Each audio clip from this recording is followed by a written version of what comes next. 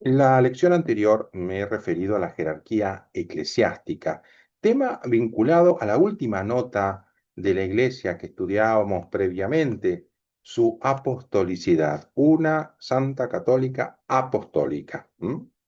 Ahora me voy a detener en la explicación de la vocación de los fieles laicos y de los consagrados, para completar la descripción de los principales grupos que encontramos en el pueblo de Dios. Laico. La palabra laico proviene del griego laos, que significa pueblo. Como hemos visto al inicio de la lección anterior, todos somos en la iglesia pueblo de Dios. También los miembros de la jerarquía eclesiástica. Con la palabra laico designamos a los cristianos bautizados que son miembros del pueblo de Dios y no están consagrados. Se refiere, por tanto, a un estado general en la iglesia. Tampoco son, evidentemente, miembros de la jerarquía. La mayoría de los creyentes son laicos. Ellos están especialmente llamados a ser presente y operante a la iglesia en aquellos lugares y circunstancias en que solo puede llegar a ser sal de la tierra a través de ellos. Estos lugares son, por ejemplo, su familia, el ámbito del trabajo, el club o cualquier asociación intermedia de orden civil, el ámbito de la salud, de la cultura, de la política, etcétera. Pensemos, por ejemplo, que un sacerdote normalmente no puede estar presente en las reuniones de los diputados o senadores, promoviendo los principios y los valores morales de los creyentes. Por eso, qué importante que es la presencia de un laico fiel a sus convicciones en el Senado de la Nación, por ejemplo, ¿no? Algo semejante podemos decir de la presencia de los laicos en el ámbito de la enseñanza o de la salud pública, en todos los niveles. La Iglesia denomina a los ámbitos en los que se realiza de ordinario la misión de los laicos el orden temporal. Y entonces, esto no significa que no deban colaborar en las tareas de la parroquia. ¿Qué haría un párroco sin un buen sacristán o sin sus catequistas, por ejemplo? ¿Qué haría sin el consejo parroquial? ¿Cuál es entonces la vocación de los fieles laicos? Los fieles laicos tienen como vocación propia la de buscar el reino de Dios, iluminando y ordenando las realidades temporales según Dios. Responden así a la llamada a la santidad y al apostolado que se dirige a todos los bautizados. En este punto es fundamental comprender que la obra de la Iglesia, en continuidad con la obra redentora de Cristo, presenta dos ámbitos de actuación. Tenemos por una parte el ámbito de la salvación de los hombres y por otra el ámbito de la instauración de todo el orden temporal. Cuando hablamos de la instauración del orden temporal, nos referimos al progreso por el que se establecen o perfeccionan las estructuras y realidades temporales, sociales, culturales, económicas, políticas, por ejemplo, para que se ajusten a los principios y al fin de la vida cristiana. ¿Qué es lo que corresponde a cada uno de estos ámbitos?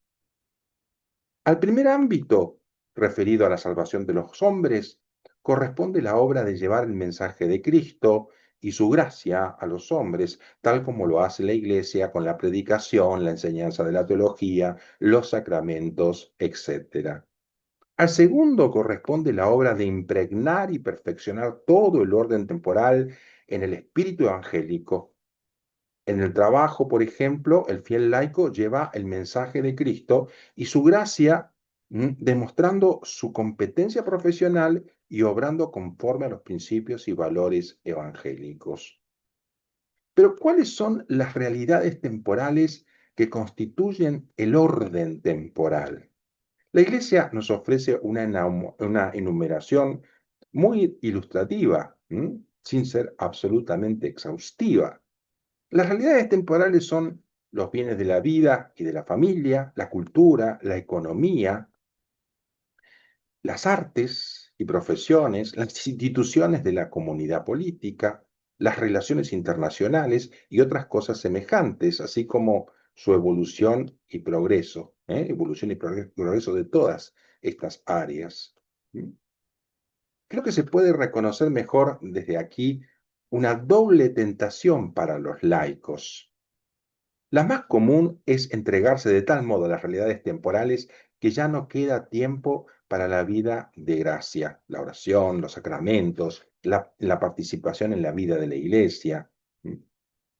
Pero está también la tentación de dedicarse a las cosas de la parroquia, por ejemplo, como la catequesis o los diversos grupos de oración y misión, descuidando la vida de la familia, el desempeño de calidad en el estudio o en el trabajo, el bien del vecindario y de la ciudad. Todas las cosas del mundo, todas las realidades temporales deben ser impregnadas del espíritu evangélico o de los valores evangélicos y deben ser conducidas de este modo a su plenitud. Los dos ámbitos de actuación de la misión de la Iglesia que hemos indicado no discurren en paralelo, como si fueran independientes entre ellos. En efecto, el orden salvífico y el orden temporal, siendo distintos, se compenetran de tal forma en el único designio de Dios que el mismo Dios tiende a reasumir en Cristo todo el mundo de la nueva creación incoativamente, germinalmente en la tierra, plenamente en el último día. Cristo reasume el mundo nuevo, ya germinalmente desde ahora. En definitiva, el vínculo entre los dos órdenes viene dado por el plan de Dios de recapitular, es decir, de reasumir y renovar todo el mundo en Cristo. Como podemos ver, la Iglesia cumple su misión de conducir el mundo entero a Cristo por medio de los hombres hechos partícipes de la redención, es decir, de todos los fieles. Pero los primeros protagonistas de este deber son los fieles laicos, más que la Iglesia como institución.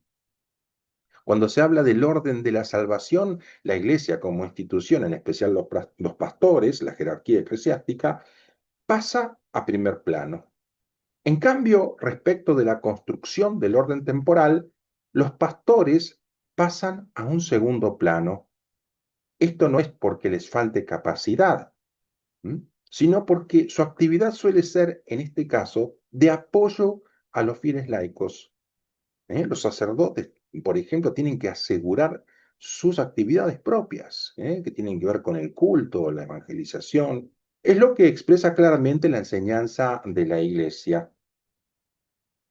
Es obligación de toda la Iglesia el trabajar para que los hombres se vuelvan capaces de restablecer rectamente el orden de los bienes temporales y de ordenarlos hacia Dios por Jesucristo. A los pastores atañe el manifestar claramente los principios doctrinales sobre el fin de la creación y el uso del mundo. Es lo que intento hacer, por ejemplo, con esta lección. Y prestar los auxilios morales y espirituales para instaurar en Cristo el orden de las cosas temporales. Podríamos decir que es un trabajo de apoyo porque los pastores se ocupan principalmente de las realidades salvíficas, no de las temporales. La predicación del Evangelio, como decías, la vida sacramental, etc. Los laicos, en cambio, deben tomar como obligación suya la restauración del orden temporal. Es preciso que ellos, conducidos por la luz del Evangelio y por la mente de la Iglesia, y movidos por la caridad cristiana, obren directamente y en forma concreta en dicho orden, en el orden temporal, es decir, en el ámbito de la vida familiar, de la educación, del trabajo, de la economía y de la política, etc. Sobre este punto, la Iglesia exhorta a los laicos, que son ciudadanos de la ciudad temporal y de la ciudad eterna, a cumplir con fidelidad sus deberes temporales, guiados siempre por el espíritu evangélico. El cristiano que falta a sus obligaciones temporales, falta a sus deberes con el prójimo, falta sobre todo a sus obligaciones para con Dios y pone en peligro su eterna salvación. Esto es una cosa muy seria y lo dice justamente el Concilio Vaticano II. La exhortación se dirige a todos los cristianos, pero es fácil entender que tiene especial relevancia para los fieles laicos. Y sería un error grave pensar que basta con ocuparse solamente del propio metro cuadrado, es decir, de la familia y el trabajo o del estudio. No solamente eso es el orden temporal del que nos habla la Iglesia, desentendiéndose de todos los demás. No puede ser. Cada uno debe ocuparse en la medida de sus posibilidades de los asuntos económicos, sociales, políticos y culturales que hacen al bien común de la comunidad civil. Pensemos, por ejemplo, en los problemas de la pobreza, de la salud pública, de la corrupción política, de la violencia y el robo, de las adicciones. No me puedo comprometer en todo como laico, pero hay situaciones que nos interpelan personalmente y hay ocasiones para colaborar que se van presentando y que no podemos dejar pasar. En síntesis, podemos decir que los laicos están llamados a comprometerse en la sociedad para que el reino de Dios pueda crecer entre los hombres. Un laico se ocupa de que las personas de su entorno, en el colegio, en la formación, la familia, el trabajo, el vecindario, conozcan el Evangelio y aprendan a amar a Cristo. Mediante su fe influye el laico en la sociedad, la economía y la política. Pero también como el pastor respalda la tarea del laico en el mundo, el laico respalda la vida eclesial, por decirlo así, asumiendo, por ejemplo, servicios de acólito o lector, se ofrece como responsable de grupos, participa en consejos y comisiones eclesiales. Hemos visto al inicio de la lección anterior que todo fiel en la iglesia participa de los tres oficios eh, mm, o funciones de Cristo: el oficio sacerdotal, referido al culto, el profético, referido a la palabra, y el real, referido al gobierno. Resulta más fácil ver cómo se plasma esto en la jerarquía eclesiástica, pero a partir de lo dicho sobre la vocación de los laicos podemos reconocer mejor cómo realizan ellos esta triple misión. Nos preguntamos en primer lugar cómo participan los fieles laicos en la misión sacerdotal de Cristo. ¿Mm? ¿Mm? Aquí lo tienen. A ver, ahí está. ¿Mm? Los laicos participan en la misión sacerdotal de Cristo cuando ofrecen como sacrificio espiritual agradable a Dios eh, por mediación de Jesucristo, sobre todo en la Eucaristía, la propia vida con todas las obras, oraciones e iniciativas apostólicas, la vida familiar y el trabajo diario, las molestias de la vida sobrellevadas con paciencia, así como los descansos físicos y consuelos espirituales. De esta manera también los laicos dedicados a Cristo y consagrados por el Espíritu Santo ofrecen a Dios el mundo mismo. El laico realiza pues su sacerdocio en la vida cotidiana, ofreciendo el trabajo, la familia y la sociedad como un sacrificio vivo y santo a Dios, ¿sí? Y llevando a Cristo a todas las realidades temporales del mundo. Nos preguntamos también cómo participan los fieles laicos de la misión profética de Cristo. Los laicos participan de esta misión cuando acogen cada vez mejor en la fe la palabra de Dios y la anuncian al mundo con el testimonio de la vida y de la palabra mediante la evangelización y la catequesis.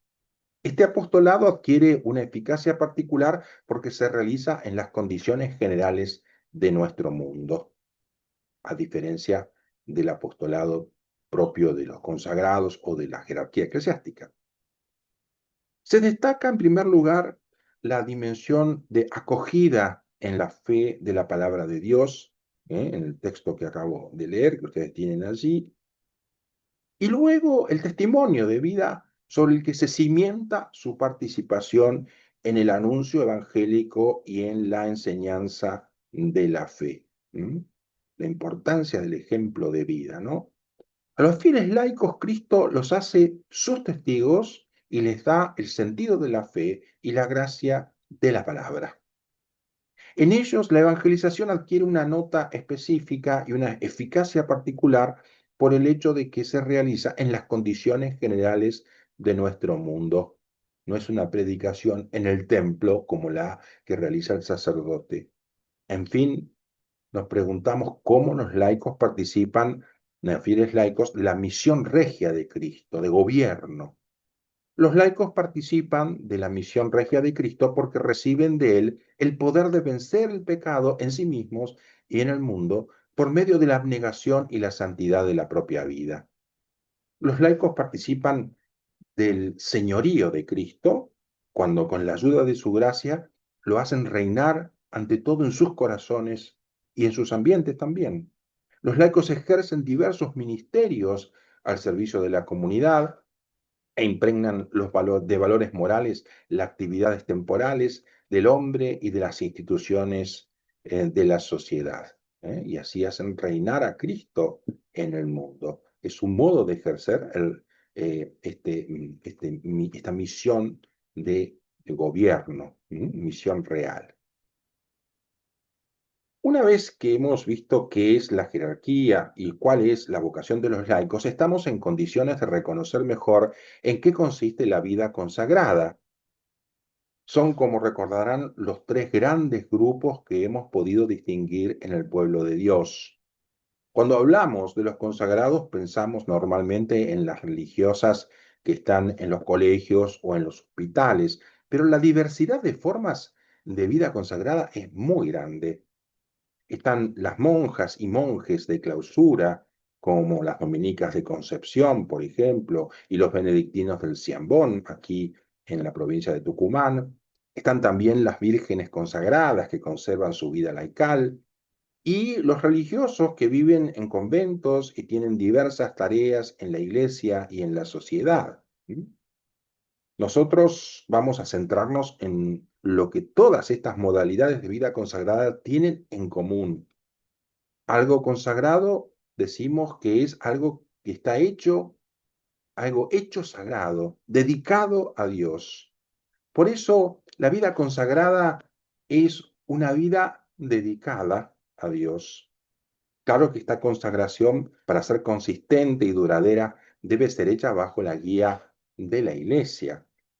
La vida consagrada es entonces un estado de vida reconocido por la Iglesia, una respuesta libre a una llamada particular de Cristo, mediante la cual los consagrados se dedican totalmente a Dios y tienden a la perfección del amor, de la caridad, bajo la moción del Espíritu Santo. Esta consagración se caracteriza por la práctica de los consejos evangélicos, entre los que destacan la pobreza, la castidad y la obediencia. Todos los fieles buscan la perfección del amor, es decir, la plenitud de la caridad hacia Dios y hacia el prójimo, hacia Dios especialmente por la oración, hacia el prójimo especialmente por el servicio. Lo que tienen de específico los consagrados es que, impulsados por un amor especial, asumen medios y recursos que los conducen más directamente a vivir un amor como el de Cristo y María, en particular los consejos evangélicos, una mayor insistencia en la vida de oración, en muchos casos una insistencia, una intensa vida comunitaria y una entrega más completa a la misión, entre otras cosas, ¿no? Claro que si falta el impulso de seguir a Cristo más de cerca, el consagrado no aprovecha bien de estos medios de perfección. Y entonces nos podemos encontrar con laicos que son perfectos sin contar con estos medios y religiosos que no son perfectos, ¿eh? A pesar de contar con estos medios. Qué responsabilidad entonces para los consagrados. Dios es amor Él desea también nuestro amor.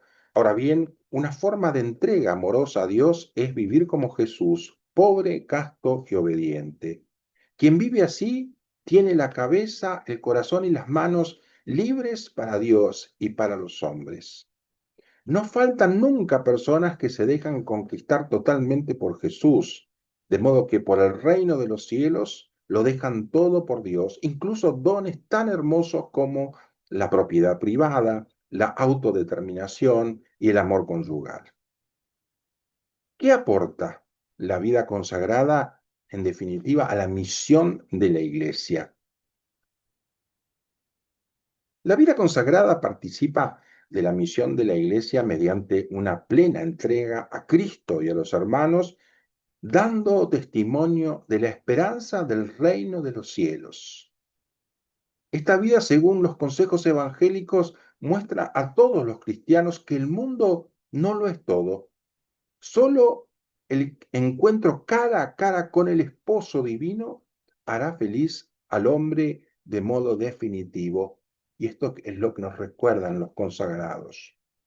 Dicho brevemente, en la vida consagrada, los fieles de Cristo se proponen, bajo la moción del Espíritu Santo, seguir más de cerca a Cristo, entregarse a Dios amado por encima de todo y persiguiendo la perfección de la caridad en el servicio del reino, significar y anunciar en la Iglesia la gloria del mundo futuro, la gloria del cielo. En la Iglesia, que es como el sacramento, es decir, el signo y el instrumento de la vida de Dios, la vida consagrada aparece entonces como un signo particular del misterio de la redención. Seguir e imitar a Cristo desde más cerca, manifestar más claramente su anonadamiento, es encontrarse más profundamente presente en el corazón de Cristo con sus contemporáneos. Es lo que intentan los consagrados, porque los que siguen este camino más estrecho estimulan con su ejemplo a sus hermanos, les dan este testimonio admirable de que sin el espíritu de las bienaventuranzas no se puede transformar este mundo y ofrecerlo a Dios.